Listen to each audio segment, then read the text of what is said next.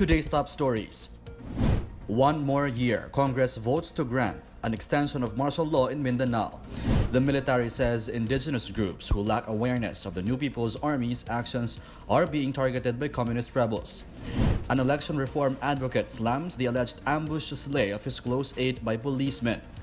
And the Bureau of Immigration bans a tourist dependent on drugs from entering the country.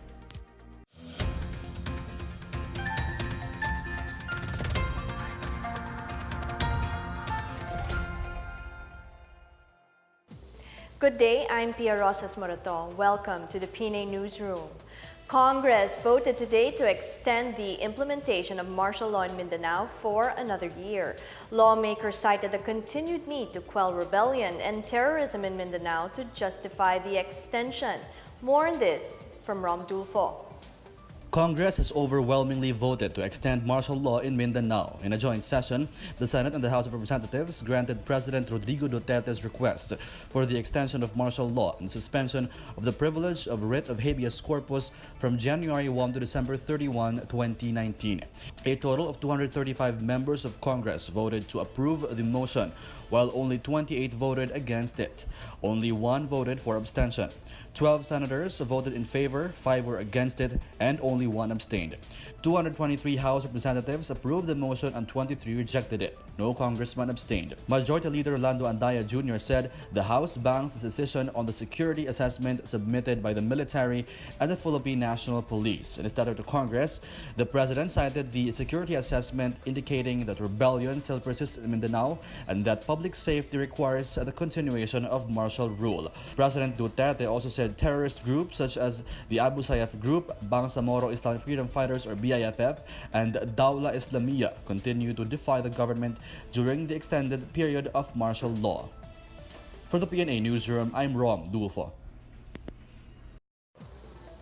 Aside from citing the security concerns in Mindanao, a lawmaker said the administration's declaration of martial law has helped bring Mindanao closer to becoming a gun-free society. Lanao del Norte Representative Mohammad Khalid Dimaporo commended the armed forces of the Philippines for intensifying its campaign against loose firearms. Over 5,000 loose firearms have been recovered in Mindanao alone. Dimaporo cited the support gained by the police and military in this campaign with the declaration of martial law in Mindanao. Interior Secretary Eduardo Año noted that martial law has helped the military and the police to do its mandate with the support of the local government units and the people. The Department of Foreign Affairs is monitoring the gun attacks that happened in Brazil and France this Wednesday.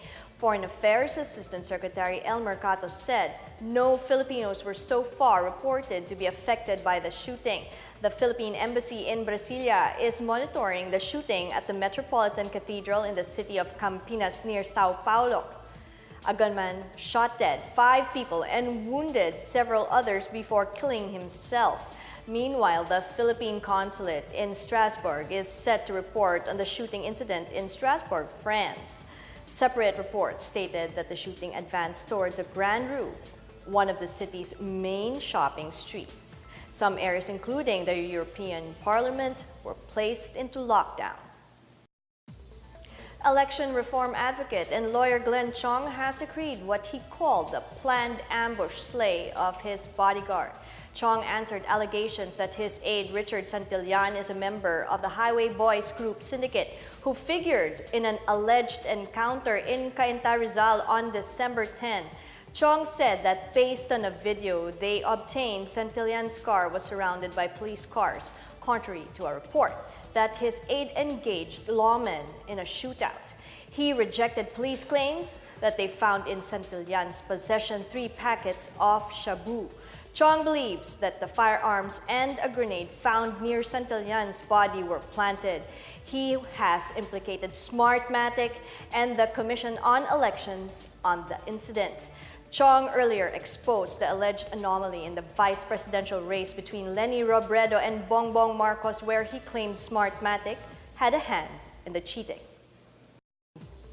Malacanang thanks the House Majority Leader for addressing the issue on alleged insertions in the 2019 budget. And about 500,000 Filipino workers are set to undergo digital training. More on these and other news around the metro from Benj Bondok. Malacanang thanked House Majority Floor Leader Rolando Andaya Jr. for addressing the infrastructure allocations allegedly inserted in the proposed national budget for 2019. Andaya debunked Senator Panfilo Lacson's claim that he and House Speaker Gloria Macapagal Arroyo have cornered the bulk of congressional insertions. Andaya says Arroyo's district ranks 60th while his own district is in 110th spot in terms of appropriations of the DPWH. The palace assures it will continue to abide with the law in governing the people's hard-earned money.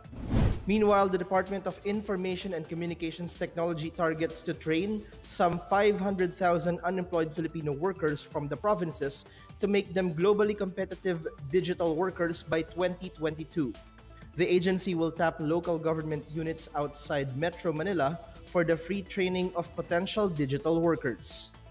A magnitude 3.6 earthquake was recorded in Davao Occidental on Tuesday afternoon. PHIVOX is not expecting damages or aftershocks from this magnitude 3.6 quake. There were no reported intensities in the area.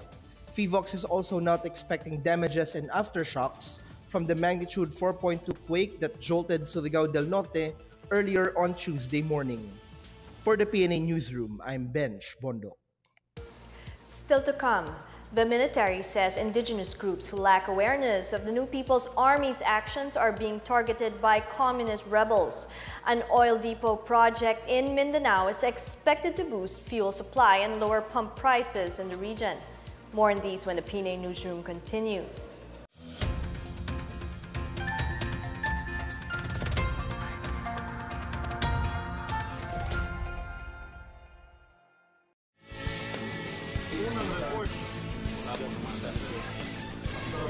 This is Secretary Martin Andanar, and you're watching.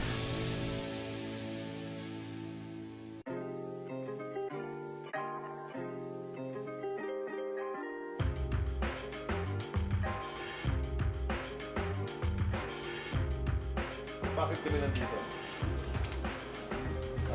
Kasi meron tayong bagong opisina, itong Office of the Global Media and International Affairs. So, ito ngayon, itong opisina na to, ito yung kakausap sa mga international media, tutulong. May kita nyo dito sa loob, marami nang nagawa, yung Office of the Global Media and International Affairs. And then, yung isa pang rason, kinausap ni Juliana yung Thai government, yung counterpart ko.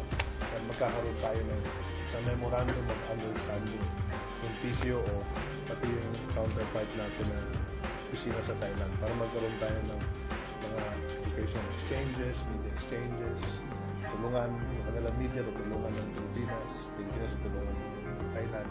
So yun ang Thailand, tulungan tayo ng Pilipinas. So far, very successful. At yung pang huli ngayong araw ay para makita ko kayo.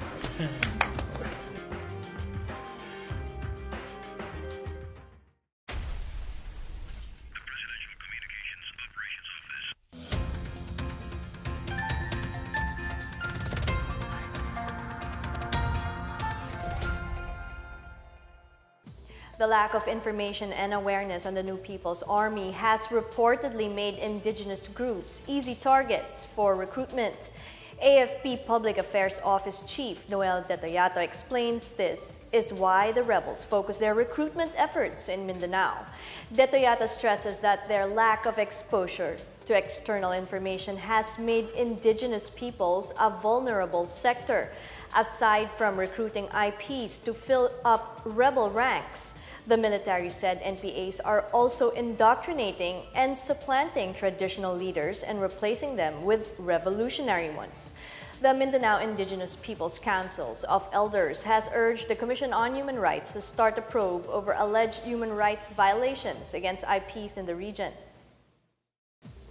The Philippines and the European Union signed an agreement that will improve aviation standards and services between both parties. Here's a report. The Philippines and the European Union have recently signed a horizontal aviation agreement in a ceremony in Brussels. The agreement will remove nationality restrictions in bilateral air services agreements between the Philippines and EU member states. The deal will also harmonize standards and provisions in the fields of safety, taxation of aviation fuel, and compatibility with competition rules. Ambassador to Brussels and the European Union Eduardo Jose de Vega highlighted the significance of the agreement, especially for the 500,000 Filipinos living and working in EU countries. The official visit of Foreign Affairs Secretary Teddy Lacson Jr. to Brussels last October shows the deepening Philippine-EU relations under President Rodrigo Duterte. European Union Ambassador Nicolaus Marchik was happy with the conclusion of the agreement, while Directorate General for Mobility and Transport Deputy Head Klaus Giel lauded this important step in enhancing international aviation relations.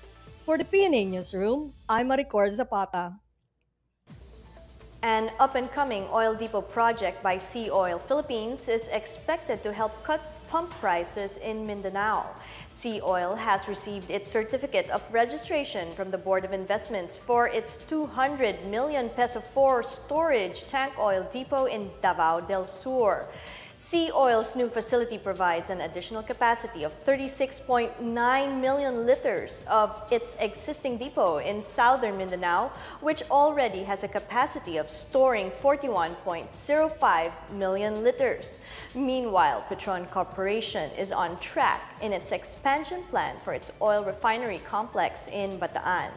The BOI notes that these expansion projects in the local oil industry will address the increasing fuel demand in the coming years. The municipal government of Calasiao, Pangasinan will again stage the Puto Festival to boost tourism and sales of its famous product on December 13 to 16. The Puto Festival this year formally opened on December 1 alongside the lighting of the town's first ever Christmas village. The town hopes this year's festival would again promote and increase Puto sales similar to its bid for the Guinness World Records biggest mosaic tilt last year. The main festivities will start with a parade and street dancing and a cook-off featuring Puto by 26 schools. The other activities are amazing race, Puto Festival King and Queen, Miss Gay, volleyball tournament, and street party. Two historical icons in Ilocos Norte are set to undergo restoration, and soldiers in Western Mindanao undergo a surprise drug test. More on these stories from the provinces from Janice Cave. In Ilocos Norte, two of its most important heritage icons will be restored courtesy of the National Historical Commission of the Philippines. These are Paway Church and the Bacara Tower. A total of 45 million pesos has been earmarked for the twin projects to be started next year. The NHCP said restoration may be completed after 3 years. In Negros Oriental, almost 3 million pesos were lost in a robbery at the main office of the Negros Oriental Electric Cooperative 1 in Tinaogan, Bindoy, Negros Oriental. Noreco 1 officers and employees will undergo investigation to allay suspicions of an inside job. In Zamboanga City, personnel of the Western Mindanao Command Headquarters underwent random drug testing on Monday. The drug test was conducted by the Task Force Moses of the Armed Forces of the Philippines. The surprise test is a regular program of the AFP to ensure that soldiers are drug-free in line with the campaign of President Rodrigo Duterte against illegal drugs. For the PNA Newsroom, I'm Janice Cave. Up next, the Bureau of Immigration bans a tourist dependent on drugs from entering the country. Big-name rookies sign up for the PBA draft. The PNA Newsroom returns after these reminders.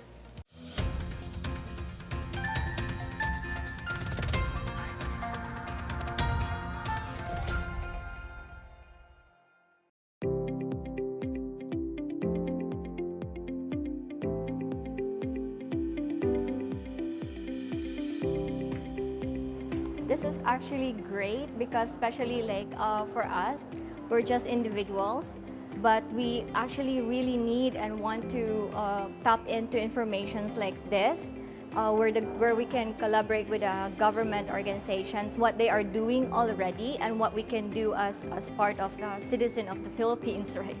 pretty much taken aback actually, because for the first time, it's government's reaching out. You know, it's not common for government to reach out, especially here in the regions, even in Visayas and Mindanao. Kasi marami akong natutunan, marami akong nalalaman regarding sa mga programa ng ating gobyerno, particularly sa Duterte administration.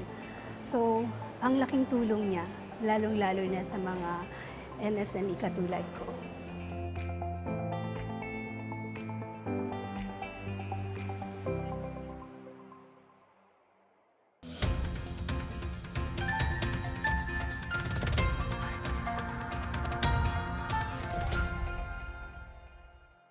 The Bureau of Immigration warns foreigners who are into drugs that they are not welcome in the Philippines. Commissioner Jaime Morente issued the warning after a Swiss drug dependent was barred from entering the country last week. The Swiss, identified as Christelle Canitrot, reportedly confessed to be dependent on morphine. She talked and behaved strangely upon her arrival at the Ninoy Aquino International Airport Terminal 3 from Hong Kong. Canitrot was eventually sent back to Hong Kong and banned from re-entering the Philippines. The Philippines and Bangladesh signed an agreement to develop mutual cooperation in the field of arts, education, and culture until the year 2020. Cultural Affairs Secretary Mohamed Nasir Udin Ahmed and Philippine Ambassador to Bangladesh Vicente Vivencio Pandillo signed the Memorandum of Understanding at the Ministry of Cultural Affairs in the capital. The memorandum aims to provide programs that would broaden cooperation through exchange of cultural and historical information, literature, film, arts, and cultural tropes. The Philippines has kept diplomatic ties with Bangladesh since 1972. A total of 48 players signed up for the Philippine Basketball Association draft at the close of the extended draft application period on Monday. The application period was extended by a week, opening the possibility for graduating UAAP players like Paul Desiderio and Diego Dario to make the jump to the pros. Among the big names headlining the draft classes loaded with guards and wingmen are CJ Perez, Ray Parks, Robert Bollick, and Abu Tratter, also joining the fray. The applicants are expected to attend the PBA draft combined on Wednesday and Thursday at the Gatorade Hoops Center in Mandaluyong City. The final list of the eligible draft applicants will be released on Friday. Local officials of Marawi City have joined the ranks of those who agree with a proposal to extend martial law in Mindanao. They believe martial law can not only maintain peace and order but also aid in its rehabilitation. Wilnard Basalonia has a story. Despite different reactions from national officials and other sectors, Mindanao Development Authority Secretary Datu Abdul Khair Alonto and Marawi City Mayor Mahul Gandamra shared the same thought about extending the martial law in Mindanao. In an interview, Secretary Alonto, who is also a former elected vice mayor and appointed as acting mayor of Marawi City, noted that he experienced the wrath of martial law during the Marcos time, but he's still pushing for the extension of President Duterte's proclamation of martial law in Mindanao, issued last May 23, 2017. I still have to listen to someone from our areas, in particularly conflicted areas, that he is worried because martial law. In fact, what they have been telling me, dyan na yan, para wala na maghawak ng baril, magdadala ng baril. Secretary Alonto also asserted that if properly used for a good purpose, martial law is a big help not only in Marawi rehabilitation but also in security and development in Mindanao. I am for the extension of martial law, if only to dismantle the private armies. And this is an election time. Take out martial law. I'm telling you, politicians will be moving around with their bodyguards, tens of them, and all heavily armed. And in fact, they are more heavily armed than the armed forces. So kung walang martial law, I'm telling you, magkakaproblema tayo. Magbabaril-barilan na naman sila dyan. For his part, Marawi City Mayor Mahul Gandamra noted that they did a series of consultations around and found out that the people of Marawi City are in favor of martial law extension in Mindanao. Ang deklarasyon ng martial law sa buong Mindanao, lalo na po dito sa Marawi City, ay talagang to stabilize the peace and peace and order situation in our locality, yung pagdeklara ng ating mahal na Pangulo ay very timely because of the what had happened to Marawi City. Itong possibility of an extension of martial law ay ang aking mga consequence. Most of them, karoon tayo ng consultation, ay pumapabor kung sakasakali man na ang ating mahal na Pangulo ay mag-request ng extension of martial law. Marawi City recently concluded its special barangay and Sangguniang Kabataan elections dubbed as the most peaceful elections yet, with not a single election-related fatality recorded, also attributed on the ongoing imposition of martial law in Mindanao. For PNA Newsroom, Wilnard Bacelonia, Philippine Information Agency. Let's now check out the weather forecast for Metro Manila and the rest of the country.